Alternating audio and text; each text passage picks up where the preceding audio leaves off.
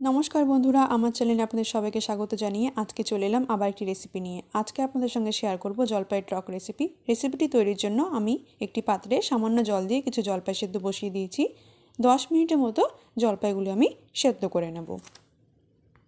দেখুন জলপাই সেদ্ধ হয়ে গেছে, এটিকে নামিয়ে এবার আমি হাত দিয়ে ম্যাশ করে নেব। জলপাই ম্যাশ করা হয়ে গেছে, এবার কড়াই বসিয়ে তাতে দিয়ে দেবো সামান্য তেল। ফোড়নে দিয়ে দেবো তেজপাতা, শুকনো লঙ্কা ও সর্ষে দিয়ে ম্যাশ করে রাখা জলপাইটি দিয়ে ভালো করে মিশিয়ে নেব। কিছুক্ষণ সময় নিয়ে এইভাবে মিশিয়ে নিতে হবে। এরপর এতে দিয়ে দেবো স্বাদমতো লবণ ও হলুদ গুঁড়ো দিয়ে আবারও ভালো করে মিশিয়ে নেব।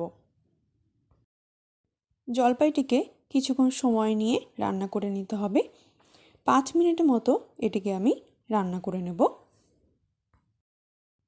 সাধারণত সবাই জলপাইয়ের চাটনি খেতেই পছন্দ করে, কিন্তু যারা টক খেতে ভালোবাসেন তারা এইভাবে একবার জলপাইয়ের টক রান্না করে দেখবেন, অবশ্যই ভালো লাগবে। 5 মিনিট জলপাইটিকে এইভাবে রান্না করে নেওয়ার পর এতে আমি দিয়ে দেব জল। জলটা আমি একটু বেশিই দেব, কারণ জলপাইয়ের টক পাতলা খেতেই ভালো লাগে।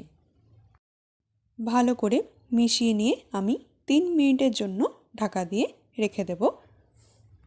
3 মিনিট পর দেখুন জলপাইটি বা জলপাইয়ের টকটি ভালোভাবে ফুটে এসেছে। এবার আমি এর মধ্যে দিয়ে দেব ভেজে রাখা পুঁটি মাছ। এইভাবে পুঁটি মাছ বা ছোটো মাছ দিয়ে জলপাইয়ের টক রান্না করলে খেতে অসাধারণ লাগে। জলপাইয়ের টকের এই রেসিপিটি অবশ্যই একবার বানিয়ে দেখবেন, কথা দিচ্ছি খুব ভালো লাগবে। আরও 2 মিনিট এটিকে এইভাবে রান্না করে নিলেই তৈরি হয়ে যাবে আমার আজকের জলপাইয়ের টক রেসিপি।